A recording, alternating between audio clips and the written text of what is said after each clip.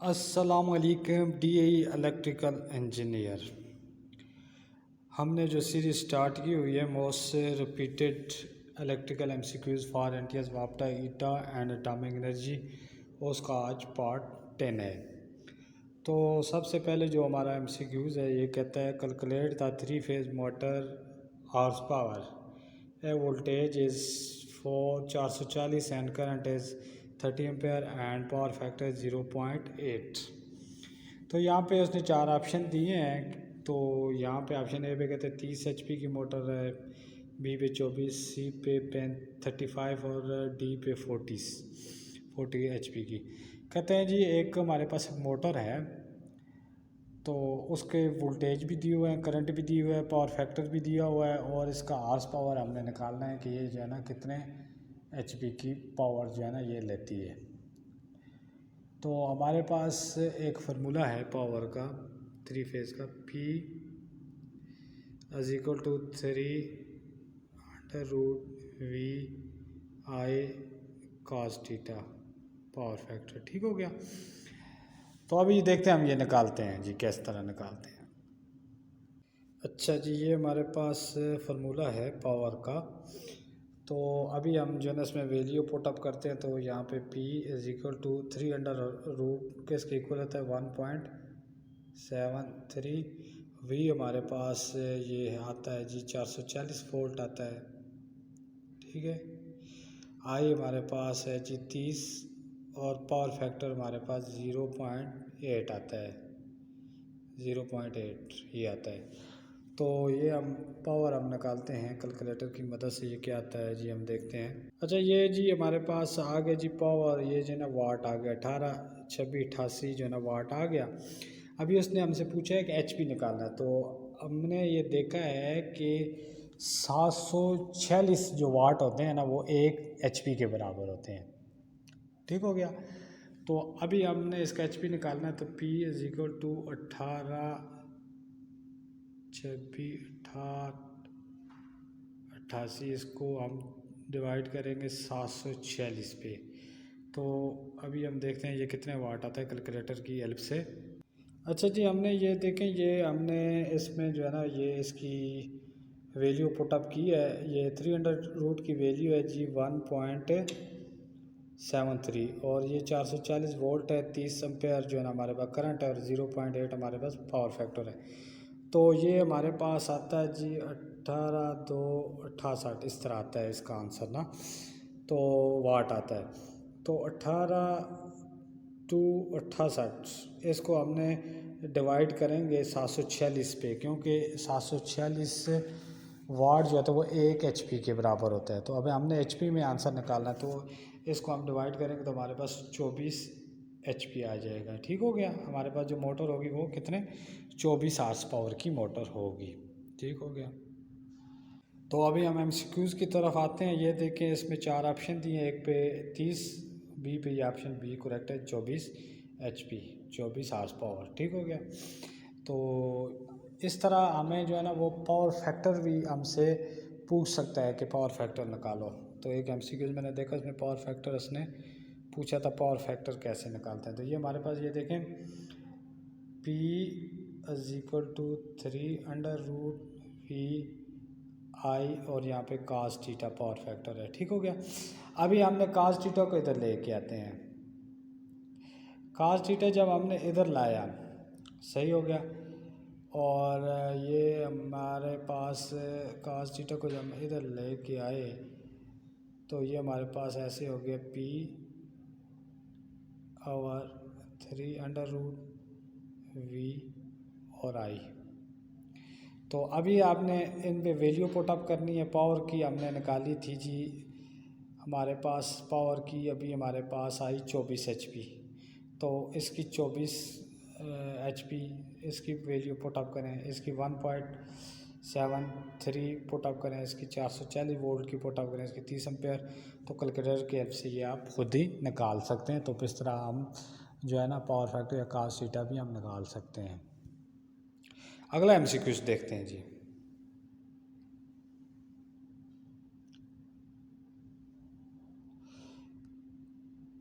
अगला MCQs कहता है what is the maximum value, the RMS value is 240।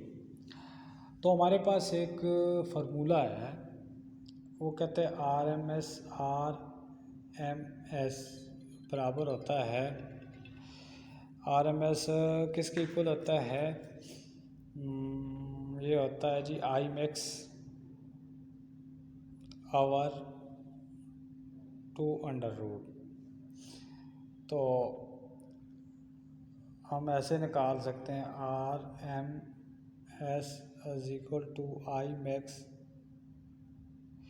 2√, निकालेंगे तो 1/2 निकाल 0.707।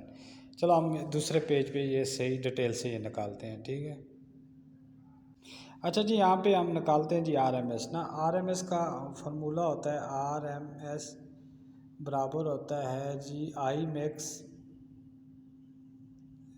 max our 2√। तो RMS बराबर होती है, हम 1/2 निकालेंगे तो I max बराबर होती है 0.707। ठीक हो गया।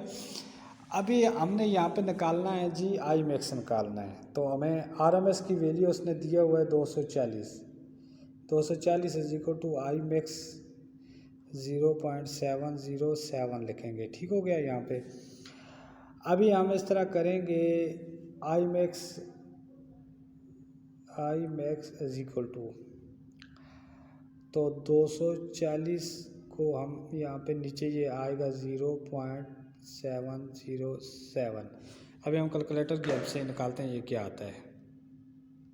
तो हमने ये कैलकुलेटर की हेल्प से हमने निकाला, तो ये आ जाता है हमारे पास 339, ये आंसर आता है। ठीक है, I max इसके इक्वल होता है। तो मैक्सिमम RMS की वैल्यू ये है, ठीक है, ये भी याद करना है। RMS की वैल्यू इसके बराबर होती है 0.707 के बराबर होती है RMS की वैल्यू।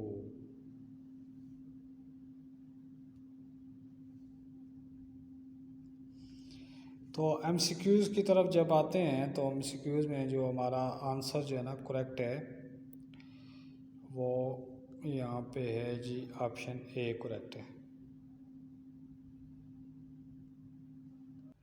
अच्छा जी, अभी हम नेक्स्ट MCQs की तरफ चलते हैं। अगला MCQs कहता है what is the phase displacement in 3 phase.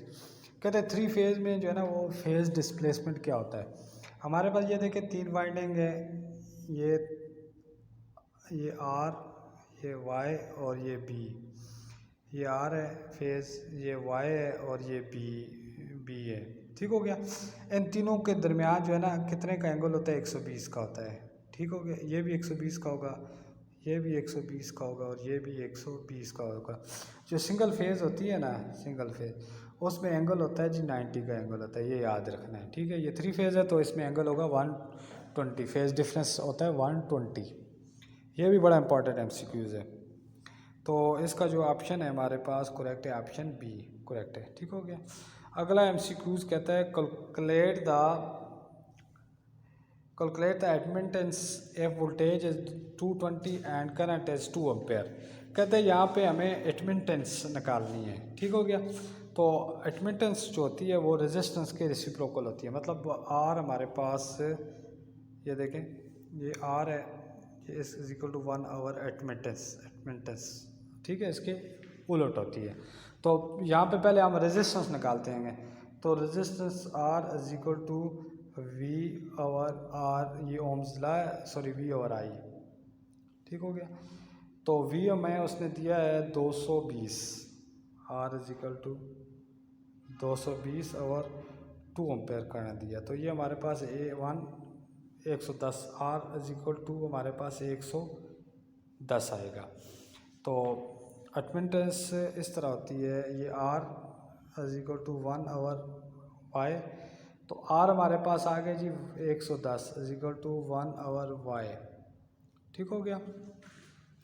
अब हमने Y निकालना है, तो Y is equal to admittance, तो ये आ जाएगी Y इज इक्वल टू 1/10। तो कैलकुलेटर की हेल्प से निकालेंगे तो इसका आंसर क्या आता है, अभी देखते हैं जी। तो आपने एडमिटेंस निकाला है कैलकुलेटर की हेल्प से, तो हमारे पास y आता है 0.009, तो इस तरह आंसर आता है। ठीक है, तो अगला MCQs हम देखते हैं। अगला MCQs बहुत ही इंपॉर्टेंट MCQs, बहुत ज़्यादा एग्जाम है। कहते हैं how to improve low power factor in AC circuit. कहते हैं AC सर्किट में जो है लो पावर फैक्टर को हम किस हेल्प से हम इम्प्रूवमेंट कर सकते हैं। तो ये हम करते हैं अक्सर कैपेसिटर से। तो कैपेसिटर को कैसे लगाएंगे, कैपेसिटर को हम लगाएंगे पैरेलल में। ठीक हो गया, तो यहाँ पे ऑप्शन हमारा है जी, ऑप्शन C करेक्ट है। कहते हैं by capacitor connected in parallel.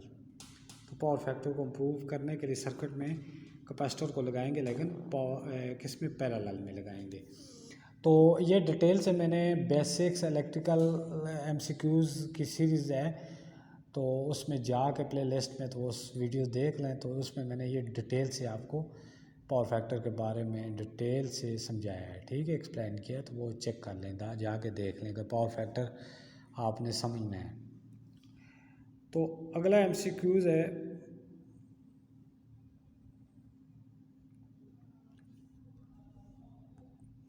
ये कहता है what is the relation between line current and phase current and delta connection. तो हमारे पास दो कनेक्शन होते हैं, एक डेल्टा होता है और एक होता है जी स्टार कनेक्शन। तो अक्सर इनमें से एक MCQs खामखा आता है। तो स्टार कनेक्शन हमारे पास इस तरह होता है, अभी मैंने ये देखे, ये हमारे पास स्टार है। ठीक हो गया, ये R है और ये Y है और ये B है। तो डेल्टा कनेक्शन ऐसे होता है हमारे पास, ये देखें, ये R फेज़ हो गया, ये Y हो गया और ये B हो गया। तो जो स्टार में होता है, स्टार में इस तरह होता है, हमारे पास जो लाइन करंट होता है IL, वो किसके बराबर होता है, फेज़ करंट के बराबर होता है, IP के बराबर होता है।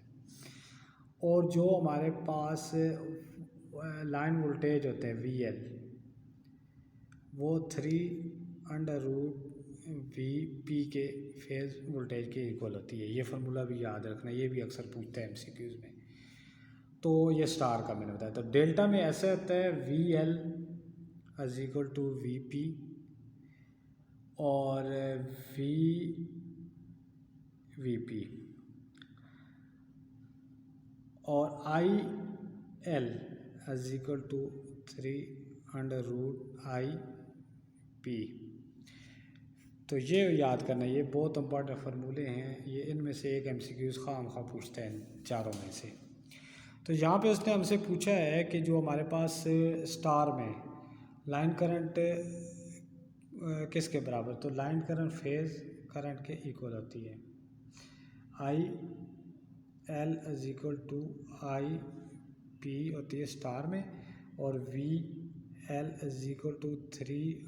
3√VP ये होती है स्टार में। ये या इन दोनों में से एक MCQs पूछेगा, डेल्टा का पूछेगा या स्टार का पूछेगा, तो ये आपने लाजमी याद करना है। अगला MCQs, ये भी बड़ा इंपॉर्टेंट MCQs है, ये भी अक्सर एग्ज़ाम में मैंने देखा है। तो ये कहता है phase sequence of 3 phase power. तो जो फेज सीक्वेंस होता है वो R, Y और B। ठीक है, ये हमारे पास, ये देखिए, एक ट्रांसफार्मर होता है, उसकी जो है ना वो प्राइमरी अगर डेल्टा में है और सेकेंडरी स्टार में है, ऐसे। तो ये R, Y और ये B फेज़ होता है। ठीक हो गया, तो इसका जो सीक्वेंस होता है R, Y, B।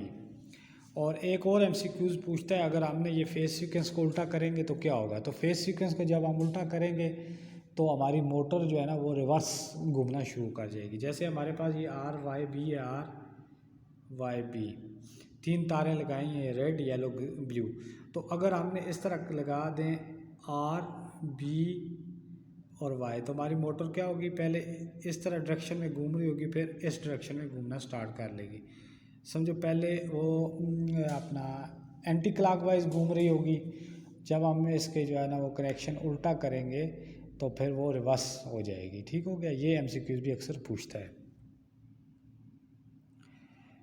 अगला एमसीक्यूज़, ये भी बहुत ज़्यादा इंपॉर्टेंट एमसीक्यूज़ है। ये कहता है कि what is the form factor of sinusoidal AC. तो हमारे पास जो फॉर्म फैक्टर किसके बराबर होता है, तो फॉर्म फैक्टर होता है, फॉर्म फैक्टर ये बराबर होता है RMS value over average value. ठीक हो गया, एवरेज वैल्यू।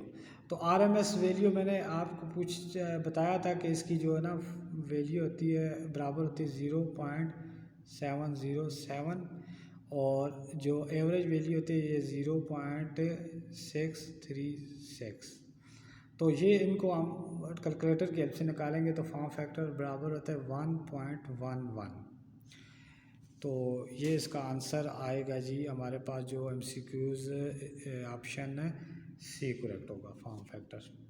ठीक है, अगला एमसीक्यूज़ भी बड़ा इंपॉर्टेंट एमसीक्यूज़ है। ये अक्सर रेजोनेंस के बारे में एक एमसीक्यूज़ पूछता है। कहता है which condition is called as resonance RLC circuit. तो रेजोनेंस कब आती है, जब एक्सएल बराबर होता है एक्स सी के इक्वल होता है। ठीक हो गया, हमारा एक सर्किट है आर एल सी, उसमें रेजिस्टेंस भी लगी है, इंडक्टेंस भी और कैपेसिटेंस भी लगी है, और उसमें इंडक्टेंस और कैपेसिटेंस जब आपस में बराबर हो जाती है तो वो कंडीशन को बोलते हैं रेजोनेंस कंडीशन। ठीक हो गया, ये भी बड़ा इंपॉर्टेंट है। तो आज के लिए इतना ही, अभी बाकी एमसीक्यू नेक्स्ट वीडियो में करेंगे। ये बड़े इंपॉर्टेंट एमसीक्यूज़ इस वीडियो में मैंने एक्सप्लेन किए हैं, इसको ज़हन नशीन कर लें, इनमें से हाँ एग्ज़ाम में एमसीक्यूज़ आते हैं।